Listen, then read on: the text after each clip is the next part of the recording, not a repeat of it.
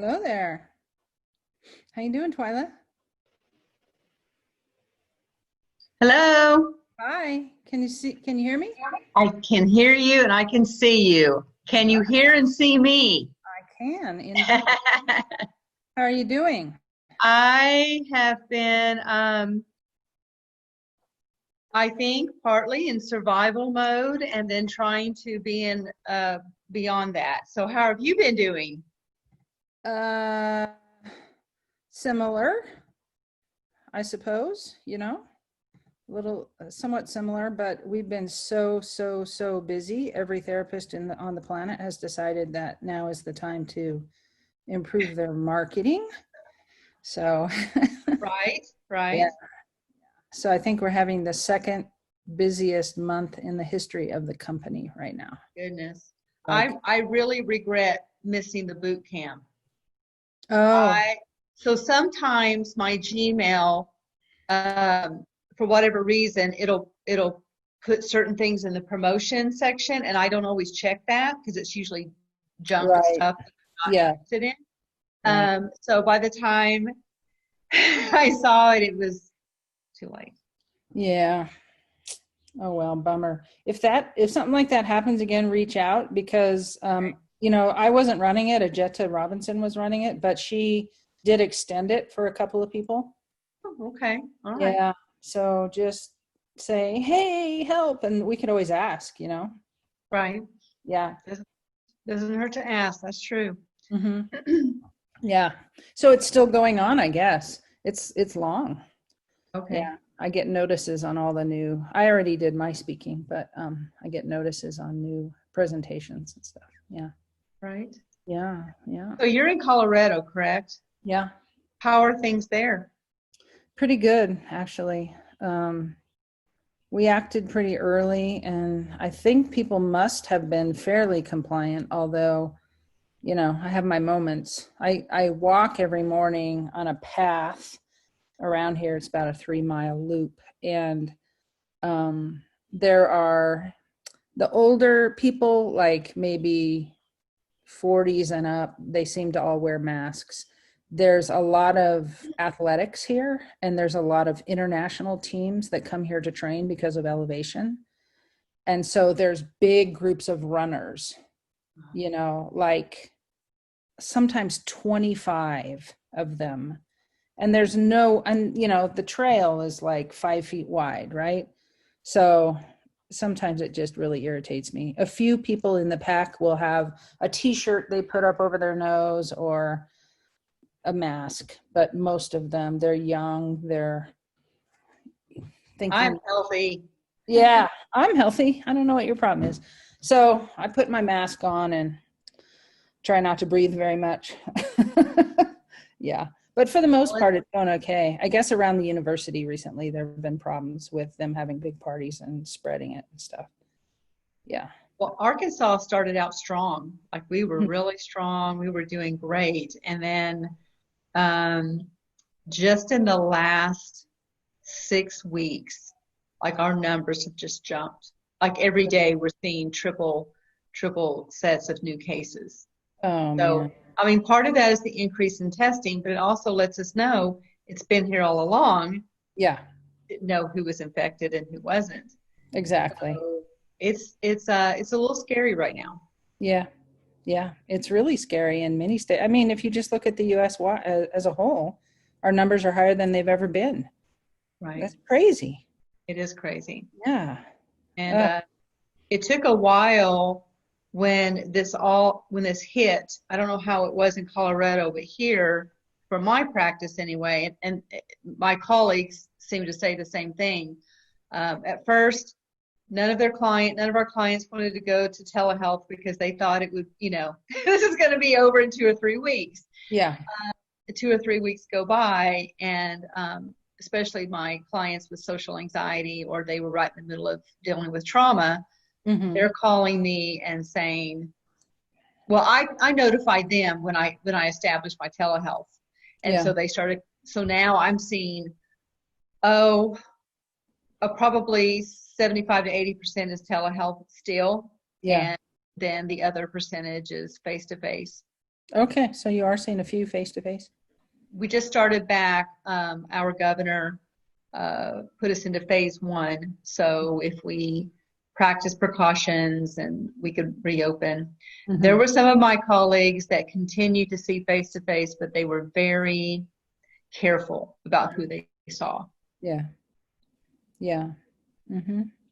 Yeah, it's a crazy. I mean, sadly, it just seems like the economic toll is just going to continue and continue because nobody's paying attention. Right, right. Ah, so frustrating. It's frustrating. Yeah. Oh well.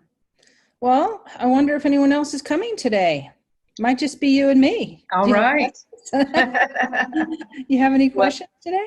well, my biggest question was, I mean, I feel like with all of this happening that I did follow the advice given to me back in February or March, whichever call it was. I don't remember. It probably wasn't March.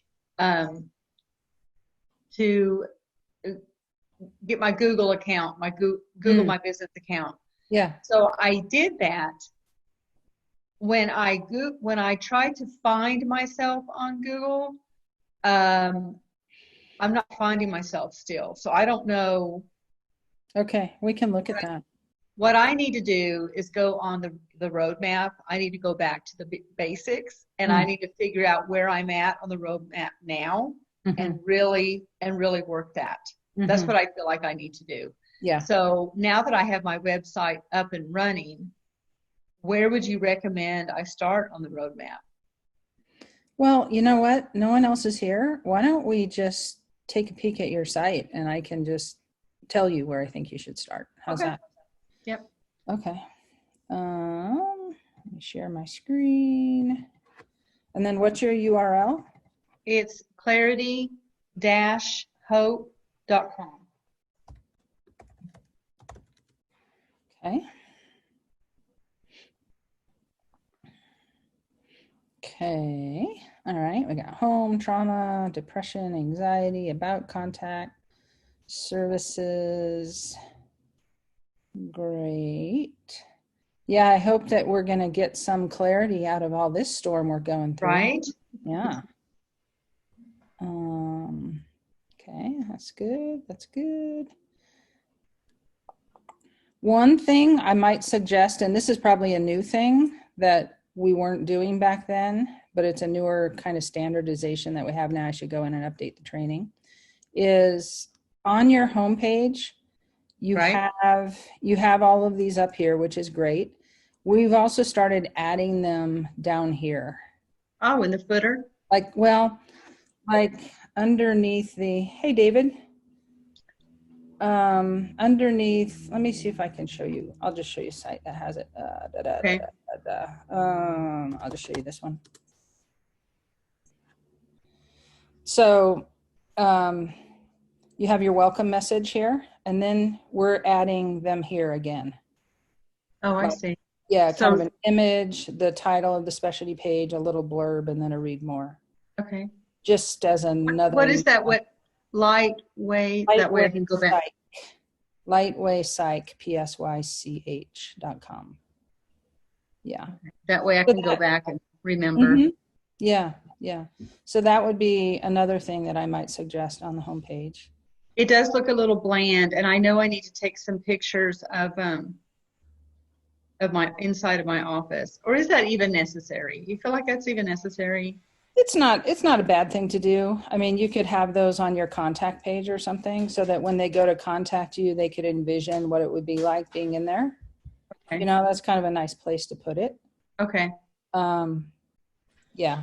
And also it's really nice to have those in your Google My Business listing if you can get that working. You know, the pictures of my office. Yeah. Okay. Mm-hmm. Yeah. Okay. Yeah. Hey, David, we're just kind of going through Twyla's site, just giving her some pointers. Since there's so few people on today, we get a little extra credit time today. Okay, so there's that. And then, let me see. Okay, so the other thing you need to do is get your blog sidebar added so that you can have your I'm scared to do that. Because technically, or because you're afraid you won't blog, or what? So back up just a second. Blog sidebar going, is that what you said? Yeah, get that going. So like Okay. here, if we go to one of her pages, see over here in the sidebar. So this is her autism testing page, but over here in the sidebar, she has blog posts that have to do with autism. Okay. Yeah. And So go ahead. that's what, so it's like you have these specialty pages. Those are the vehicles you have built, all these shiny cars, right? 3 different shiny cars, one for anxiety, one for depression, and one for whatever it was, trauma. Now you need to put gas in the cars. Okay. And the gas is the blogs.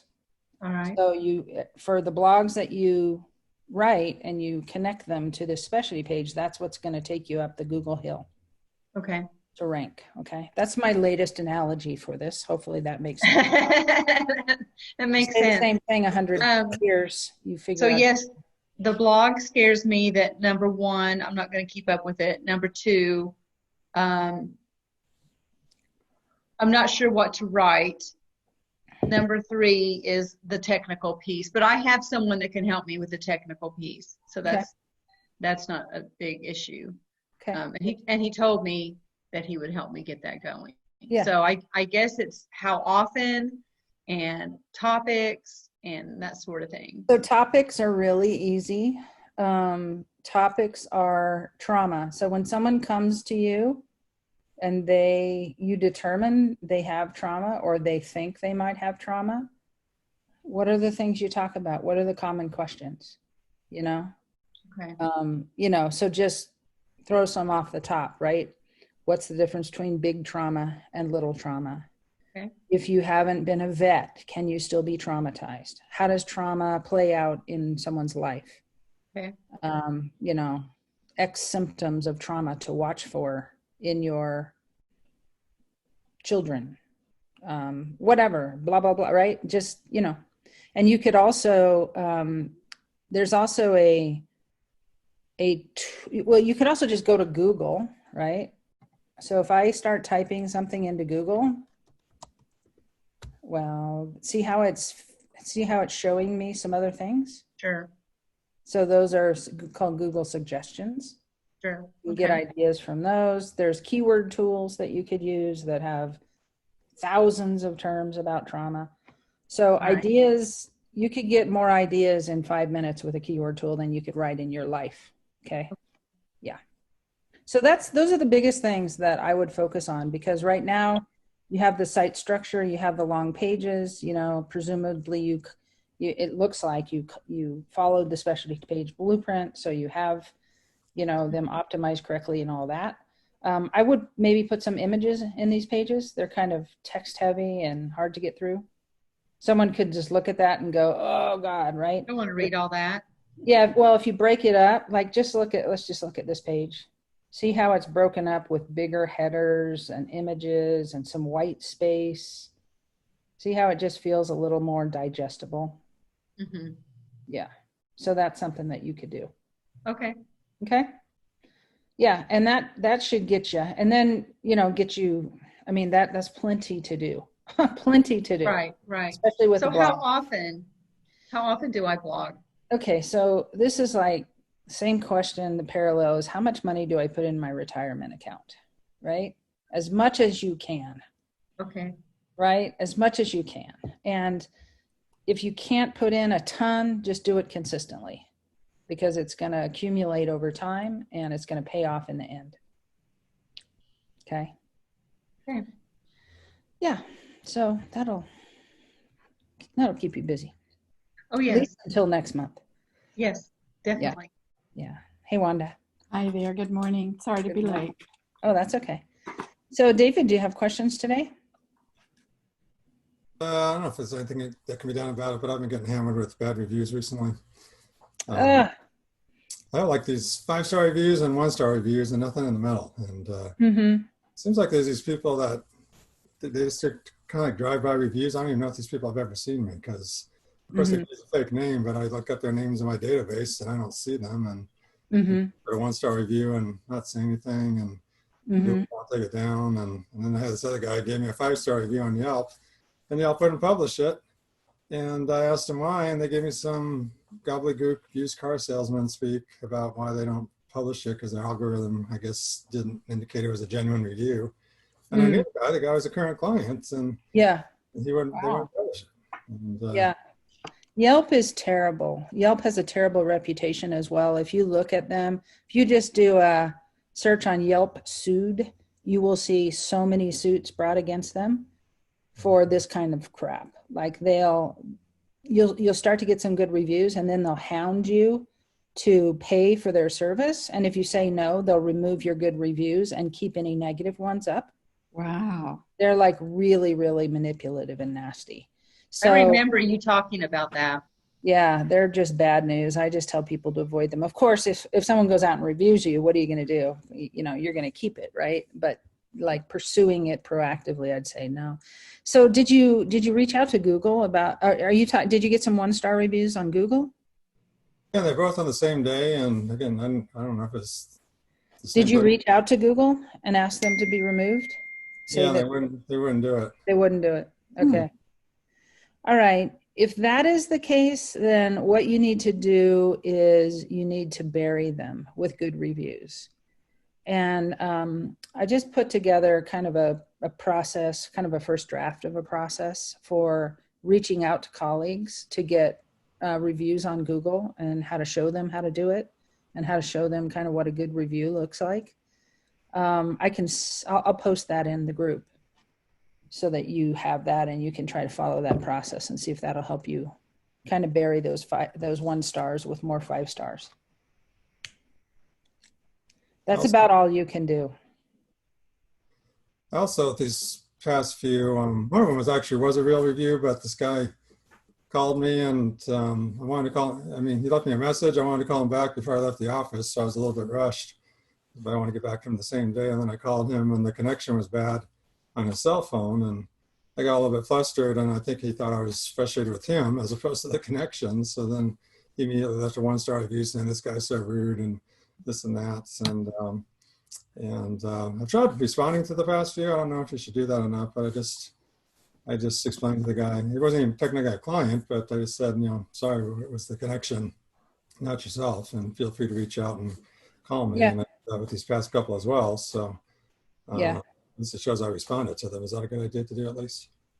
Yeah, it's tricky, right? Mm-hmm. It's tricky because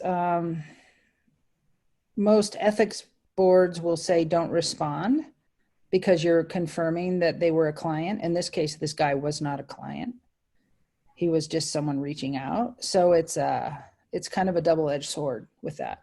But if he's concerned, so I think you're not breaking HIPAA because he was never a client. You're not compromised that way. It might pay off in that if he doesn't want anyone to see that he was actually really there, he may remove it. I don't know. It's kind of one of those weird things. The whole ethics thing with reviews is really frustrating because often people will say negative things, or someone will, especially with divorce cases or something like that. There's case after case after case of the disgruntled parent, ripping on the therapist for the kid, and because they didn't get their way or something. And there's nothing you can do. You're not even supposed to respond. So you're just hanging out there exposed like that, with half of it not even true, or all of it not even true. Yeah, I was thinking of that. So, I didn't technically confirm these people are my clients. I just said, hey, Yeah, feel free to call and we can talk. yeah, That's not really what it means. yeah, exactly. Yeah. So that I responded to them. Mm-hmm. Yeah. So Becky, that might be a good blogging to respond in an indirect manner to the accusation. Yeah.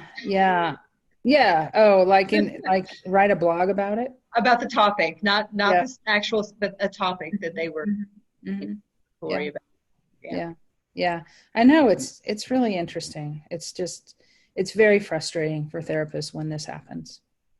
And there's not much you can do. So we just say, bury it, just try to get good reviews. And We even have one. We have somebody who used us for 4 years and then wrote a 2-star review because she wanted some highly customized site that we don't do, which we're really clear about. You would think she knew after 4 years of working with us that what we do, but she wrote a 2-star review. In the end, it's okay because I have enough 5 stars that it ends up making me a 4.8 or something like that. And I responded, but I have a lot more leeway than you guys. Right. Yeah. You have your hands tied to some extent. Yeah. These reputation companies, I assume they're rip-off, like Reputation Defender and things like that. Pretty much. Yeah. Yeah. Yeah. Some of them cost a lot of money, and they'll do something like try to get your Facebook page to rank, your LinkedIn page to rank, all these other properties to rank, to try to push down things. But it's pretty hard to push down Google My Business, right? They're at the top, period. So they can't really push you down. They work better when it's some kind of a review site that has written something nasty about you. Those reputation companies can work there because they can actually rank higher properties that push that site down. But you can't get rid of Google. They're going to be at the top. Yeah. Does that make sense? Yeah. Yeah. So just keep doing good work and try to bury them, basically. Yeah. Yeah. Yeah. And I'll post, I made a little video and stuff about this recently. It's not terribly polished, but it'll be usable for you. You're going to post that on the Facebook group? Yeah. Okay. Yeah. Mm-hmm. Yeah. All right. Wanda, you're next. Do you have questions today? I don't.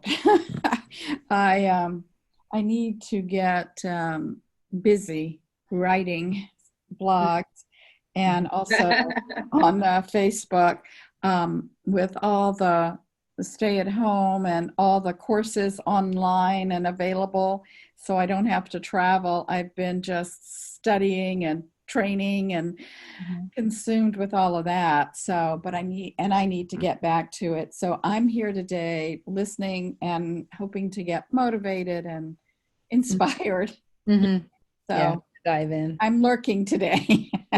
Yeah. We're all showing off our long hair, right? Yes. David. I have an appointment next Tuesday. Yes. God, I can't. Oh, it's driving me crazy. I know. Yeah. Okay. Well, I hope you get inspired, Wanda. Well, thank you. All right, Deborah, how are you? I'm great. Thank you, Becky. Showing off our long hair. Yeah. I have to wait 2 more weeks. So, okay. I wanted to have a follow-up question about I sent a keyword list. I uploaded a document with my updated keywords for my main pages. And I don't know if you saw that or not. So I didn't. It would, and we don't necessarily have to talk about it now, but I would love that feedback from you about that updated keyword list. Okay. Because I'm really wanting to get that project complete and then go forward with the rest of the stuff. Okay. Sorry, I didn't get notified of this one. Sometimes I don't know if other people have this experience either on my phone or on either my desktop or my laptop. Sometimes I can't tag people on Facebook. And it looks like you tagged me, but I didn't get the notification.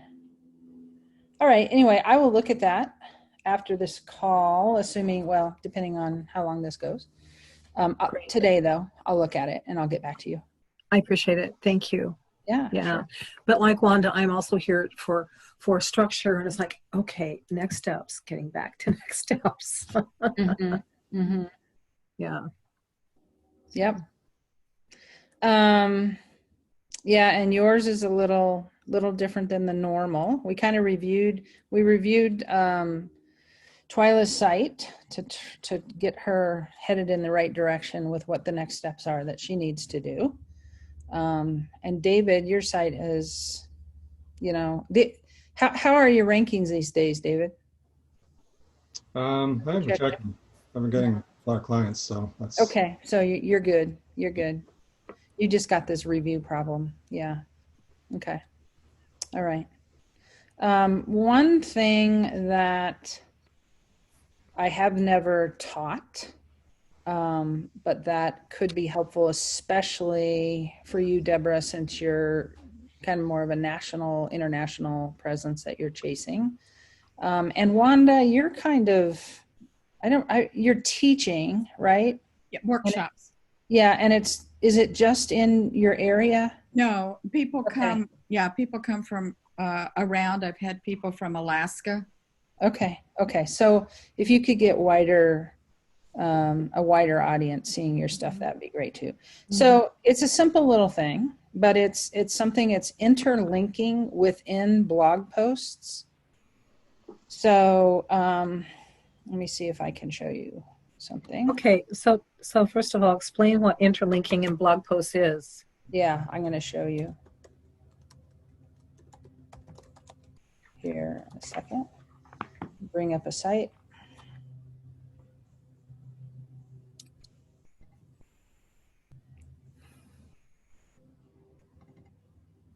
Okay, so you have a specialty page, and associated with that specialty page, you have blog posts, right? So the hub and spoke model, the content hub, whatever you want to call it. And so all of these blog posts over here, since this page is on anxiety, all these blog posts here have to do with anxiety. Okay. Now, we typically say, hey, put these on this page so that there's automatically a link from this page to this blog post, right? As seen right here. Here's the link, right? If I click there, I link out to that blog post. And then we say at the bottom of this blog post, link back to the specialty page, right? So that's the normal hub and spoke model that we use, okay? And typically, if you do these pages correctly and they're long and optimized and you write enough blog posts and you do this whole linking thing, then you climb the ranks and you rank and you stay there forever and you get calls forever and life is good, okay? However, in some markets where it's even more competitive than usual, what we've started doing is, and seen some little uptick in results from this, is within the blog posts themselves. So all the blog posts on anxiety, she could actually link from one blog post to the next and kind of link back and forth, interlink within blog posts. Okay. So here she has this blog post from creative madness to creative freedom, and she could be reading through here and she could, like here, let's say that she has written a blog post on if you're struggling to find your artistic expression, right?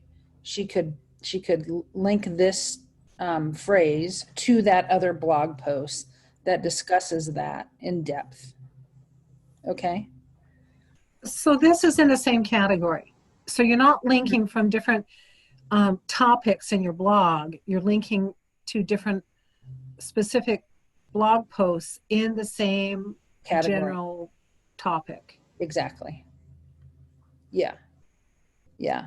And that way, you know, because what we're trying to do is have these content silos where, in her case, with this example, if Google were to say, hey, someone in, I think she's in Beverly Hills. Yeah. If someone in Beverly Hills was searching for anxiety treatment, wow, this site over here has this big, long, optimized page on anxiety treatment, and then it has all these connected blogs associated with it. This is an amazing site to rank. So we're going to rank this for these users, right? And if it was all mixed together, all the linking together, then they wouldn't know, are we talking anxiety? We talking depression? We talking EMDR? What are we, you know? So we want to keep it within the same topic. Okay, so it's just a little kind of extra credit tip to give you a little more oomph in terms of ranking. Well, I like that idea because I could see it like for instance, on my approach page where I have set up a silo to talk specifically about energy psychology. Mm-hmm. It seems similar to that, and being able to link into that topic in general. Yeah. Yeah, I like that a lot. Yeah. And this is actually a traditional SEO thing. It kind of takes time, right? Because you have to go through these blogs and go, okay, did I write something else on this? Let me go look. Would this be a good place to link? Yeah, this would be a good place. I link there. And so it takes time to actually go through your stuff, and you're kind of looking for the needle in the haystack, the opportunities to interlink in between blogs so that it's relevant and meaningful. But it's something that's been done for eons in the highly competitive areas of SEO, like where people are trying to rank for weight loss or, online marketing or all those things that are very, very competitive nationally. We've never had to do it locally at all, but we found that when we started doing it a little bit here and there, it helped ranks rise faster. It's, to me, it's like creating the index in the back of your book. Yep. It creates a bigger, more robust library of your body of writing, your body of knowledge, your body of work.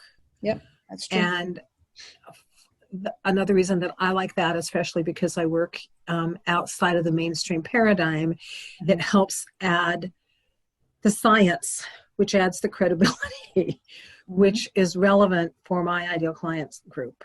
Yep. So I like that. Thank you for that tip. Yeah. And what I would do is, so that you don't get overwhelmed with it, because it's one of these nebulous, never-ending tasks, I would just schedule it into your calendar to work on it for like 2 hours a month. Just do it every month. And then you're just going to be building all that interlinking. Google will crawl the site. They follow the links. That's when they do a crawl, they follow all this interlinking. So then they will know, oh, this is related to this. This is related to, this is really a tightly coupled, in-depth site. And you'll get more authority that way. But you're never going to feel done. So just to make yourself sane, just say, okay, I'm going to do this for an hour today, and I'm going to do it for an hour in 2 weeks, and I'm done for the month, because it's not something that you can do forever, right? It's going to drive you crazy. It would drive me crazy anyway. It's like the bottomless pit of Facebook. You never get to the end of the newspaper. Right. So you have to set a time limit. Yeah. Okay. Yeah. So that's a little tip for you. Is there something in the PPU library, and there may be, about how to ask Google to crawl your site? Probably.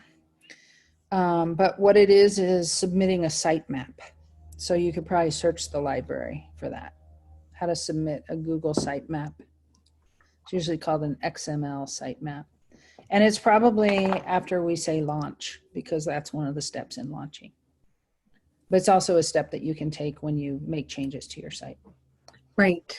And yeah, and that was the reason that I want to do it, because while I think I'm finally getting my primary keywords nailed in, I'm really excited after our other conversation for you to go look at what I've come up with. Yeah. Because I think I'm finally there. I think I'm good. There. Sometimes it takes a while. Yeah. Great. Yeah. So did that open up any questions for any of you? That little discussion, like your application of these things or anything? Nope. No. Okay. I feel like I'm still making baby steps. Yeah. One of these days, I'm not going to feel that way anymore, right? I'm not. Right. I'm going to feel grown up, right? Yeah, you're going to have it going. You're going to be getting so many calls. You're going to not even want to do anything more because you have too many calls. Or build a group practice or something like that. Build a group practice. Yeah. Do what? Yes. Or put a voicemail on your phone that says, I'm not taking clients. Have a wait list. Right. Have a good wait list going. Yes. Yeah. Right. I have a question about the content in the PPU library and want to know, because maybe I've missed it I think you sent out a monthly newsletter, Becky, or have someone do it. What is the newer content? Because, my site is built, and what I'm doing now is the refinement and then building the blog portion of it. So there's not really anything new. The newest thing will be when I add this. I don't think you were here when we talked about it. It's the system is the same. And so until the system changes, we don't make any changes. The new thing that I'm going to add is the Google My Business review process, where I have a modified approach for how you can approach colleagues with actually, I give you like an email script and a document and show you actually how to make a little video for them even on how to find your listing and write a review. Okay. So that it's really easy for them. And that, I guess, I don't know if that applies to you, Deborah. You have a Google My Business listing. yeah, I do. And it's still not sure that it's the way I want it to be. I'm still concerned I may have more than one listing, but I do have a Google My Business listing, and it's national as far as I can tell. Mm-hmm. And there are some people that I'd like to be able to write a review for it. So that would be great. Yeah. Yeah. And I just want to say, Becky, that when you covered this, I think, a while back, and made that suggestion to me, it was really easy to get the reviews once I gave them essentially most of the wording. Mm-hmm. I was able to accomplish it like within a weekend almost. Yeah. So if you haven't done that, I encourage you to follow the method that Becky suggests, because it did work for me. And sorry. And it's I have it even a little more refined now. Okay. So I'll update that part of it.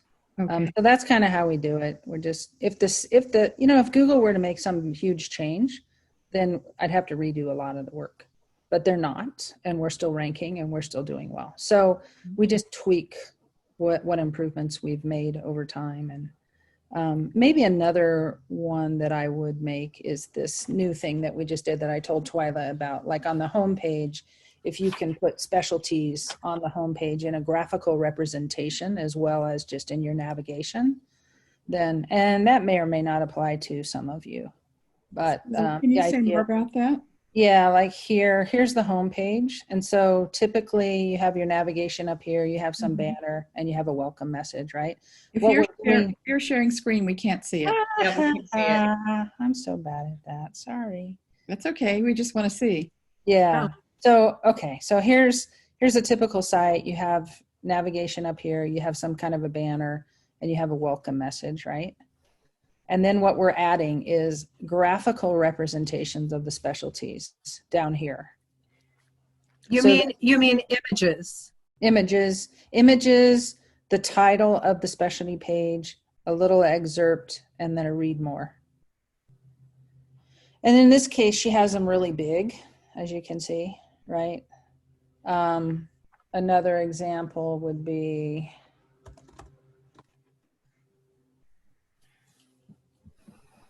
here. They're not so big. She has 5 specialties. Okay, so it's just another way for someone to come to your site, kind of start looking at it, and then be pulled into, oh yeah, this is really what I wanted, this is it. And so then they can click here and go into that specialty page and do their thing. Okay.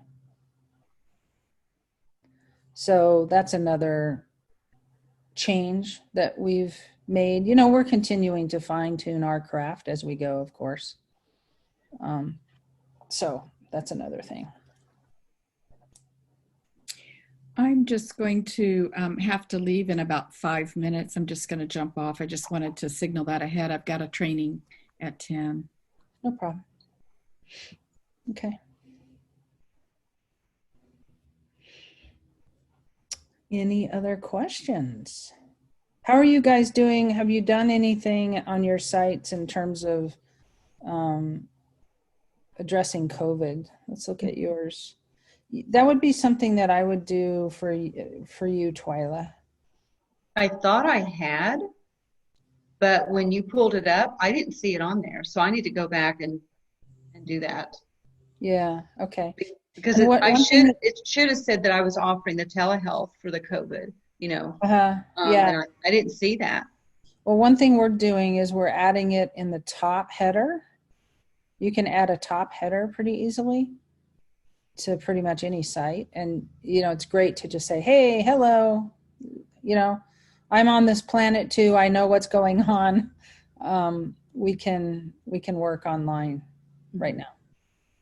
So that would be a good thing to do. Oh, and of course I wasn't sharing my screen again, but here's an example of that. You see that top header up there? Mm-hmm. Yeah. Okay. So that's a very simple thing. It's usually called an announcement bar. I don't remember. What's your platform, Twyla? Is it Squarespace? It's WordSpace, but I'm using the oh my gosh, what's the simple one? It's connected to WordSpace, but it's like the beginner for beginners.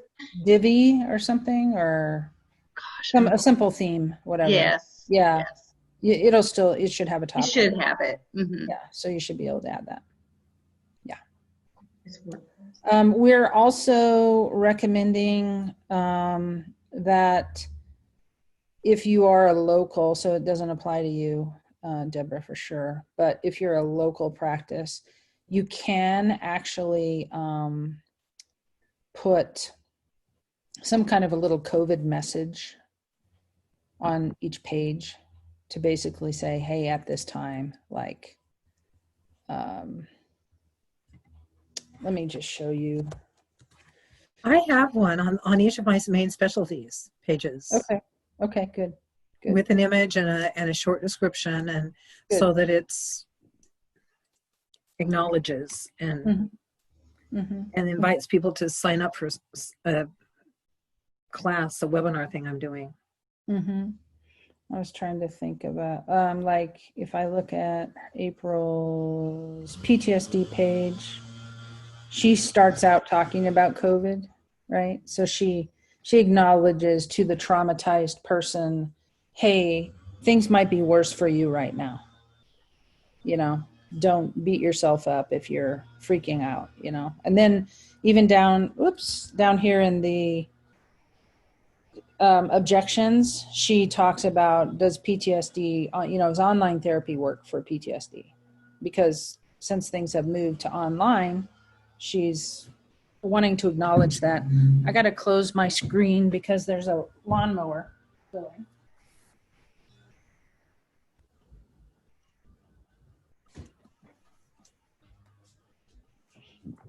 I love the work at home life, huh?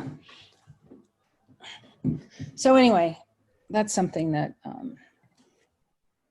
I didn't know if all of you knew about or saw that posting in the group. Yeah.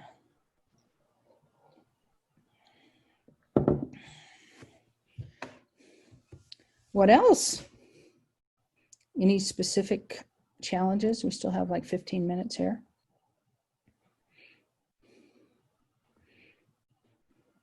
Just what, in terms of timeliness, is the social unrest something that we should address as well? Is that a little bit too dicey to put on a website, or maybe do blog posts about that, or what? The social what? The social unrest over the past month. Social unrest. Yes. It's a tricky one, right? I think it's a good thing to address because it's in everyone's world, just like COVID. It's there. It's front and center. It's a stressor. It's all sorts of things, right? There's guilt that a lot of white people have because they're waking up to realizing they haven't done anything all these years. There's fear around vandalism and riots and protests, and then there's just the traumatic experience of watching videos of police brutality. I mean, there's all sorts of things happening. So it's not a bad thing to address, to basically put up there, hey, I'm aware, I'm on this planet with you, and I'm aware of what's going on. I think the trick is, at least from my viewpoint, the trick is to try not to give a lot of advice, I think. Because right now, one of the things that I'm learning in my own work with all this stuff is that, I can say this as white people, because we're all white people here. As white people, what we tend to do is go, oh, there's a problem. Oh, I'm going to act. I'm going to have an answer. And we jump from awareness to action really quickly. And the studying that I have been doing is saying, whoa, whoa, whoa, wait, slow down, you guys. There's this other step in the middle called analysis. And it's where you actually need to slow down and learn and reflect and get educated and really figure this out, so that you're coming from a more informed place instead of a reactive, I'm going to go fix this place. And if any of you have seen, some of the things that have gone on with online leaders, people have been getting fried, totally fried, because they have either shut down conversations or decided, oh, I'm going to go fix this. Like a guy I followed for a long time, Russell Brunson, I was in his inner circle. He owns ClickFunnels, and big software company. And he was like, oh, this is just awful that this has happened. I mean, he doesn't know anything. He thought racism was over in the 60s because he's been raised in Utah and in Boise, where he lives. White. So totally unaware of everything. And then what he did was, oh, okay, so this is real. This is a problem. Well, what I'm going to do is I'm going to make a video with Black people's stories. And I'm going to have them come, and I'm going to distribute this video everywhere to increase awareness. And Black people are like, what? Who the hell are you? I'm not going to give you my story. I don't trust you. You don't know anything. You're just putting your little white fix on everything, right? How about slowing down and figuring out your own privilege and your own lack of knowledge about this, right? So it can be a tricky thing. Marie Forleo, she got totally killed. I don't know if you guys know her. Business. Wow. B school or whatever. She's probably the biggest woman online marketer, has trained so many women in how to develop their own coaching programs and all that kind of stuff. She got killed because she shut down conversations in her Facebook group around this. So it's a fraught area, right? There are huge emotions on all sides. I won't even say both sides, all sides. And the therapist coming in saying, I know all the answers, and writing that way, it's probably not going to go over well with at least half of the people who might read it. So I think it's a exercise in humility. At the same time, I think it's something that should be acknowledged, because it is happening and people are feeling it. Yeah. So you will notice that you haven't seen something from Counseling Wise saying, oh, we're doing all this stuff, and here's what we've decided. We have had internal meetings, and we are slowed way down on this, really trying to get educated. All of us really reading, understanding. We're encouraging conversations in the Facebook group, and we're monitoring them for racist behavior, but we're also trying not to shame people if they don't know, because people need to come up to speed and learn this stuff. And so it's a trick. We'll be coming out at some point saying, here's what we're doing. We're studying, we're learning. We don't have a big answer yet. So maybe if I just share my own experience with it, that'll give you some sense of how you could approach it on your site. And to that point, Becky, I've frankly lived in a primarily white world my whole entire life, upper middle class white world, and parts of the time of my life a very white world. And I've known Black people. I have worked with Black people. I've not had any Black people that have been close friends, but I've had colleagues. Mhm. And where do you go to learn about it? That's because it's so polarized. Mm-hmm. Yeah. Mm-hmm. Do you have any suggestions to go to I mean, and yes, I've had conversations through the years Mhm. with Black people about their experience as an American. Mm-hmm.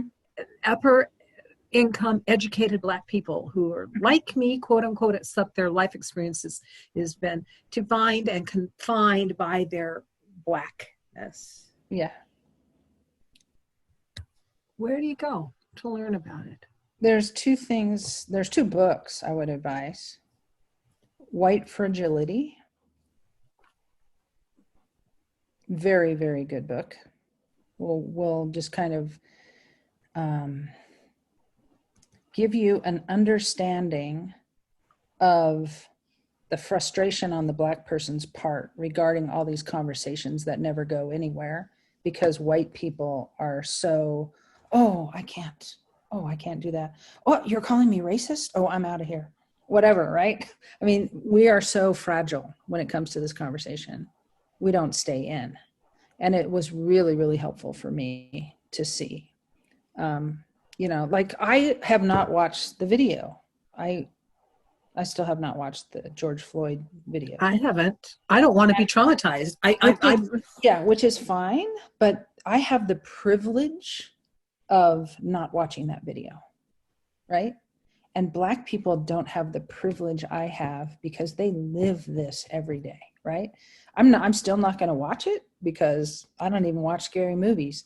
But I noticed that I avoid the discomfort of a lot of stuff. And I can because I have the ability to insulate myself from it all. And it does not help me because then I don't really take it on as a problem that I could maybe be helpful with, right? So it's just an interesting edge to see how we insulate ourselves and we just kind of stay in our little bubble nice and comfortable. And those things happen over there. That's not my thing, right? It's really, it was a very helpful book for me. And it's written by a white woman. So that is helpful as well. It's not a Black person telling me I'm a schmuck, right? It's like a white woman reliving her own stuff. And she's an educator and talking about all these conversations that she has. She's hired by companies to come in and help them with their anti-racism agenda or equal opportunity type stuff or diversity, inclusion, and all that stuff. So that's a really good one. Who is the author of the White Fragility? Her name is Robin DiAngelo. It's a very good book. And then I think it's a great place to start because it kind of sets the stage for how to kind of be open and view these things. Then there's another book I'm reading, and this guy is like, he's got 4 books on the bestseller list right now called How to Be an Anti-Racist. It's very good. Black man, professor at, I forget where, Harvard or something like that. Very good book so far. He's a really good storyteller too, so he pulls you right in. So it's really good. And he's like, I mean, a lot of these folks are in big demand right now. There's another woman, Desiree Adaway, who is there's a couple of women that are very well known in the diversity inclusion movement for training people on how to deal with these things. But look up Desiree Adaway. It's Adaway. And she's very good. Okay. There's another book I heard about 3 times last week called My Grandmother's Hands. And it's written by a Black somatic therapist. Oh. And he has a training right now. One of my friends is in his training. And he's talking about basically how trauma lives in the body. And that his as best I can tell, I haven't dove into anything yet, but as best I can tell, his theory is white people have trauma in their body, and it's just kind of like if you have a traumatized person and they come home from work after a bad day, they kick the dog, right? So we take out our trauma on the least offended amongst us, the least privileged amongst us. And that seems to be kind of the working theory that he has. We have all of our own trauma in our system. And there's this group of people that is scary to us, is undefended, have fewer rights, all these things. And so the people in our society who will act out against them. Okay. I mean, obviously, most of us are not violent people, but we then do our thing by just not looking and not dealing with it. So his whole thing is resolve the trauma in your own system. And then you will be able to meet what is happening. Right. As best I can tell. Right. I got to go. I'm sorry. Okay. Oh, that's okay. See ya. Bye, Twyla. Bye, Twyla. Yeah. That makes sense to me. Okay. Because from my model, that makes a lot of sense to me. Mm-hmm. Because what insight I have in acknowledging my very beginning lack of knowledge, but my insight and my observation is that it's like complex PTSD. Mm-hmm. Yep. It's the life experience that they haven't been able to get out of. Yeah. And so the re-traumatization keeps mm-hmm. happening. Yep. Yeah. Like people who live in abusive relationships, or people who live in cults. Yeah. Or people that were beaten as children tend to do that to their own children. Right.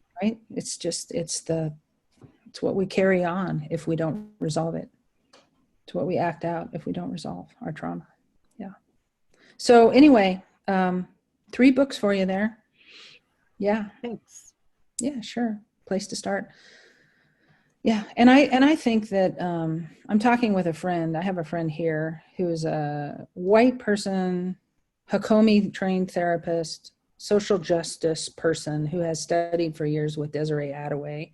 She's a good friend of mine. And I'm telling her, let's try to get something together so that we can have therapists come and talk about these things. White therapists, right? White therapists talking with white therapists to learn and to, increase our awareness and see our stuff and see what we can do. And yeah. So anyway, we'll see. I don't know if she'll do it.